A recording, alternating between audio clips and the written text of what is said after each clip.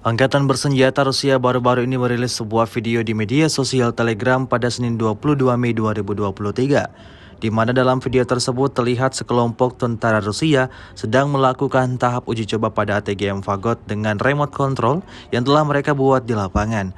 Dalam tahap pengujian ini, militer Rusia memasang target buatan, yakni kendaraan militer yang sudah dalam kondisi rusak parah, seperti yang terlihat dalam rekaman. Tampak pasukan Putin sigap melakukan persiapan sebelum melakukan tahap uji coba. Terhitung lebih dari 3 kali serangan brutal diluncurkan saat tahap uji coba dan berhasil. Ekspresi bahagia dari sejumlah tentara Rusia jelas memperlihatkan bahwa mereka siap berperang. Hingga video ini beredar, beragam komentar dituliskan warganet.